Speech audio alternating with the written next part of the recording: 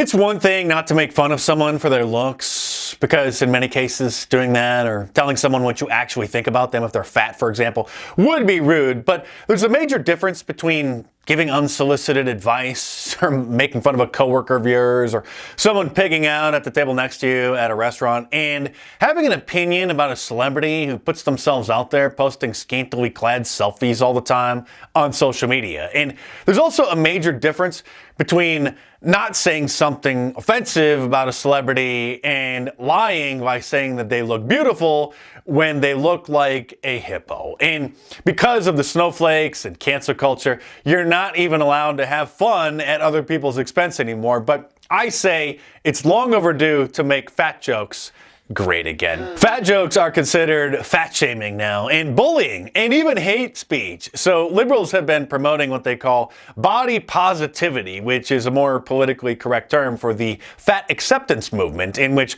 morbidly obese women are said to be beautiful by those who pity them. Despite becoming obese later in her career, Amy Schumer was reportedly in talks to play Barbie in the live-action film based on the doll, in what some people thought was a joke, but turned out to be true.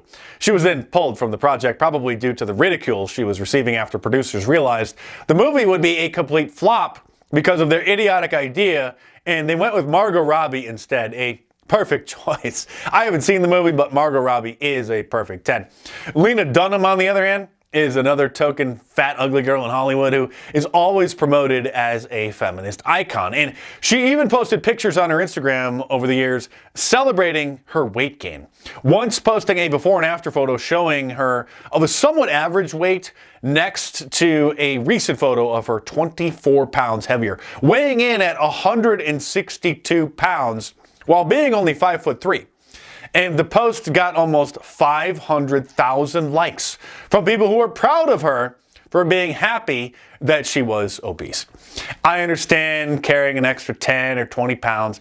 They're easy to pack on in just a few months if you can't resist buying the peanut butter stuffed pretzels at Costco or walking down the ice cream aisle at the grocery store. But by accepting obesity as normal and banning criticism of obesity as fat shaming, people are only contributing to the health crisis in America. It would be like claiming you are bullying people by declaring opioid use as dangerous and something that should be shunned and avoided. Hollywood's new affinity for fat women is causing some older TV shows and movies to come under scrutiny and at risk of being canceled. As part of the storyline in Friends, Monica, played by Courtney Cox, was depicted as severely obese when she was younger, but then she ended up losing a bunch of weight and became hot. And in flashbacks, she would wear a fat suit and a prosthetic chin, playing her old self, but now Entertainment Weekly calls Fat Monica the ghost that continues to haunt Friends, and complains that the show used her to get cheap laughs in the laziest ways possible. Shallow Hal and The Nutty Professor have since been deemed the most fat-phobic movies of all time for their use of fat suits. It probably won't be long now until the practice of actors wearing fat suits for comedic effect will be banned industry-wide, and those kinds of characters will be deemed just as offensive as someone wearing blackface, which used to be a staple of comedy with people like Jimmy Kimmel, Jimmy Fallon, Howard Stern, Dan Aykroyd, Robert Downey Jr., and many others doing skits as a black person, because blackface is funny. We're gonna have to make racist jokes great again too. I said it, I'm not apologizing, but most of these clowns have since apologized for what were actually hilarious characters after old clips circulated online with people denouncing them for being racist. Feminists even got upset when Pixar's Wall-E came out, which depicts a dystopian future where the Earth is evacuated because it has turned into a giant trash heap from all the garbage humans were creating. And because everyone was living in such abundance and addicted to their screens, everyone is fat. So the online outlet Slate was upset that the movie goes out of its way to equate obesity with environmental collapse and complained that it plays off the easy analogy between obesity and ecological catastrophe, pushing the notion that Western culture has sickened both our bodies and our planet with the same disease of affluence? Well, yeah. The London Telegraph noted that fat pride groups believe that Wall-E propagates anti-obesity hysteria, comparable with the quest for the perfect body by the eugenics movement in Nazi Germany. Yep, Wall-E is Nazi propaganda to these lunatics.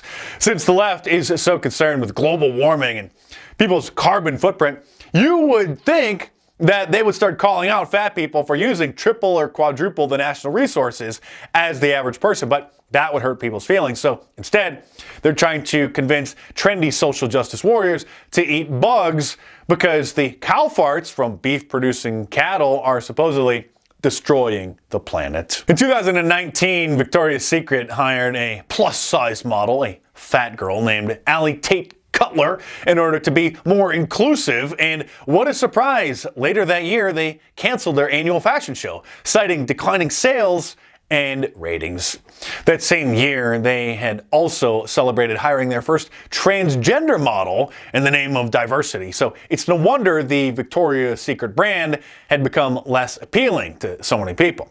The move came after lunatics on Twitter kept complaining they were discriminating against transgender people by having only actual women as models. Abercrombie & Fitch also decided to be more inclusive by distancing themselves from their well-established brand of flawless models in their catalogs and have now embraced the body positivity movement by using plus-sized fat models and LGBTQ people in their ads. The Sports Illustrated swimsuit edition has also featured fat models on the cover recently, and one of them didn't attribute her success to the fat acceptance movement. She believes it's because of white privilege. She said she knows she's in this position because of white privilege and expressed sadness that there were not just as famous black or Latino plus-size models. The glass is always half empty with social justice warriors.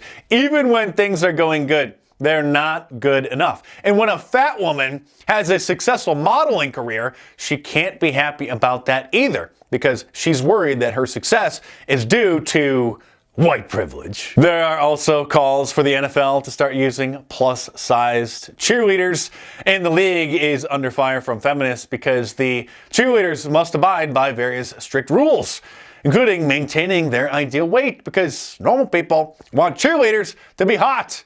It's a concept the dysgenic Marxists can't comprehend. There are even calls to ban cheerleaders altogether because it's demeaning to women. Feminists are usually fat, ugly, angry women, as you know. And so the AMC television network aired a dark comedy series called Dietland, where a morbidly obese woman, fed up with society's beauty standards, decides to start offing men who contribute to the objectification of women, like fashion photographers. It was basically a fat chick revenge fantasy. Only in Hollywood would someone come up with the idea of the protagonist being a fat woman who tracks down and kills people who hurt her feelings. Now, some crazy feminists are saying that women and men who aren't fat have thin privilege or fit privilege. Time magazine even published an article titled "The White Supremacist Origins of Exercise" and 6 other surprising facts about the history of U.S. fitness. And there are also blog posts like this: "The surprising link between fitness and racism." Meanwhile, MSNBC says that the far right has an obsession with fitness. Now you're a right-wing extremist if you go to the gym and eat healthy. And these days, people even get upset with celebrities who were once extremely overweight and then later got into shape. Instead of celebrating their weight loss and them getting healthy, it hurts their feelings, and then they get spiteful. When Adele, the popular singer, posted her weight loss photos showing she dropped over 100 pounds, some of her fans freaked out and said that they felt betrayed by her because her being fat and a famous celebrity made them feel better about themselves for being fat. The madness never ends. So if you like watching my videos here on YouTube, then you'll love reading my books. So order Hollywood Propaganda, How TV, Movies, and Music Shape Our Culture, or The War on Conservatives in paperback from Amazon.com, and now in hardcover as well. Or get the ebook from any of the major ebook stores. And of course, there's a link to the Amazon listings in the description below, so click it and head on over there and check them out.